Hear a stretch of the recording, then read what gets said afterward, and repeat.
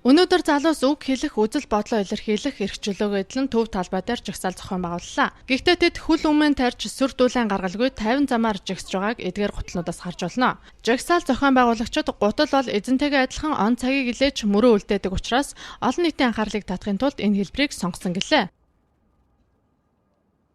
Олон залуучууд маань зээлээд төлөх гээд одоо завгүй ажиллацгааж байна. Төрийн албаагчид маань ажилласаа халагчихгүй гэдэг хэн ч одоо энэ чагсаалуудад ил бол оролцож чадахгүй байгаа.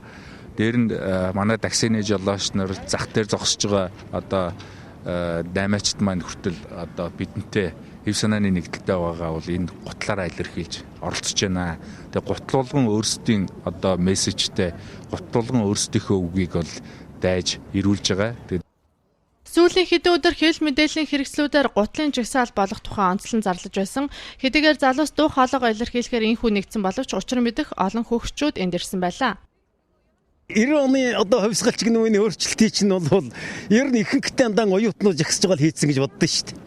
Тийм учраас өнөөдөр бол ер нь одоо залуу хүнээ үгийг сонсохгүйгээр залуучууд нь альва асуудалд оролцохгүйгээр улс орны хөгжил өөдөө байх тухай асуудал байхгүй л дээ. Тийм учраас манай залуучууд та нарын ирээдүй сургууль төгсөөд ажлын байрч нь байхгүй байна. Та нарын үр хүүхдүүдэд ирээдүй харагдахгүй байна. Та нарын одоо дунд насанд очиход энэ Монгол улс чи ер нь Монгол чигээрээ байх юм уу байхгүй юм уу гадаад эзэмшид очих юм уу? Харин залуусын төлөөлөл тэдний бухимдлыг төрүүлж байгаа шудраг ус байдал улс орны хөгжлийн замыг хааж байна гэдгийг илэрхийллээ. Эх орныг хөгжүүлэх үст том дарга нар маань хулгайч байвал мэдээж эх орн маань одоо яаж хөгжих вэ тийм ээ. Тийм байдлаар харж байгаа. Өнөөдрийн гутлын жагсаалын хувьд бол 3000 гутлынд байгаа.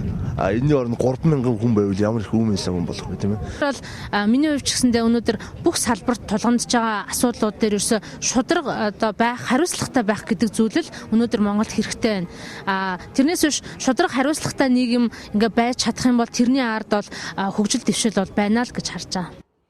Жагсаал нь 50 замаар өвөрмөц шийдэлтэй зохион байгуулагдаж байгаагаараа онцлог юм.